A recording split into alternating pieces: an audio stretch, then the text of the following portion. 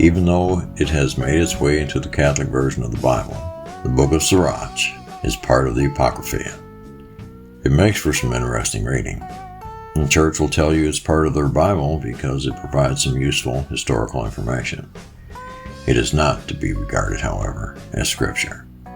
To me, the book of Sirach seems like a copy of the book of Proverbs, at least with regards to women. It is better to dwell in a corner of the housetop than with a brawling woman in a wide house. Proverbs 21:9. It is better to live in a desert land than with a quarrelsome and fretful woman. Proverbs 21:19.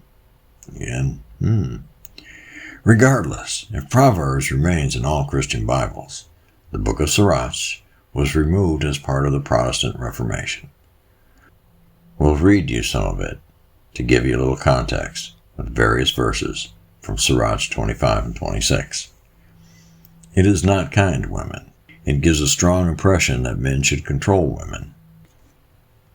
It's definitely sexist, and it has a very Bronze Age attitude. It's basically stating that a wife or daughter cannot speak their minds, and that they should defer to their husband or father. It states that women who do speak up are evil or wicked. Well, here we go. Any wound is preferable to a wound of the heart. Any wickedness is better than the wickedness of a woman. I would rather dwell with a lion or a dragon than live with an evil woman. Wickedness changes a woman's appearance and makes her a visage as surly as that of a bear. Any iniquity fades in comparison with that of a woman. May the fate of all sinner befall her. Wow. Like a sandy ascent for aged feet is a garrulous wife to a quiet husband.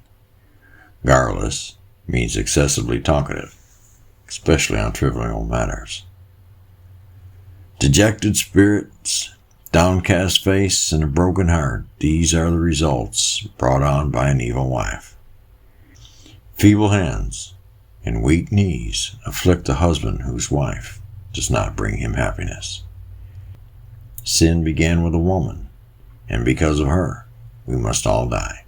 Damn. Allow no water outlet, nor a wife free rein to speak. If she does not do as you direct, put her away from you. Blessed is the husband of a good wife. Because of her, his lifespan will be doubled. A loyal wife brings joy to her husband. He will live out his years in peace. But when a wife is jealous of a rival, it causes heartache and sorrow, and everyone suffers from the scourge inflicted by her tongue. A bad wife is like a yoke that does not fit. Trying to control her is more difficult than handling a scorpion. Keep a strict watch over a headstrong wife, or else when she senses an opportunity, she will seize her chance.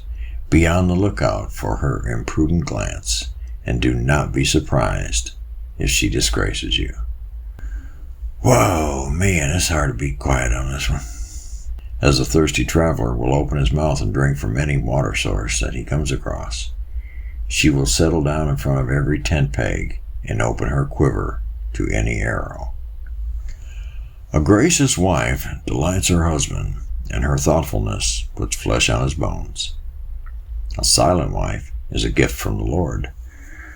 Her disciplined virtue is of surpassing value. A modest wife is the choicest of blessings. No scale can weigh the worth of her chastity. A prostitute is looked upon as no better than spittle, but a married woman is a deadly snare for those who embrace her. A brazen woman constantly acts in a disgraceful manner, but a virtuous daughter is modest even in the presence of her husband. A headstrong woman is looked upon as no better than a dog, but one who is modest fears the Lord. A woman who honors her husband is thought of as wise by all, but if she dishonors him, others will regard her as proud and ungodly. Blessed is the husband of a good wife, for she doubles the length of his life. To this very day, the Catholic Church does not support divorce, even in cases of domestic violence. And passages like this give some men the green light to control their wives and daughters, even sometimes with violence. Now the book of Sirach has more to offer. From Sirach 6:7 through 17. If you make friends, test them thoroughly, and don't trust them quickly. Some are friends when it is convenient, but they won't stay around during hard times. There are friends who turn into enemies, and they will reveal your disgraceful arguments. Well, I'll give them that. However, it's writings and teachings, like the stuff in chapters 25 and 26, that makes this religion, in this case Catholicism, seem evil, twisted. No wonder people are identifying more and more as non-religious and more spiritual. Thanks for watching.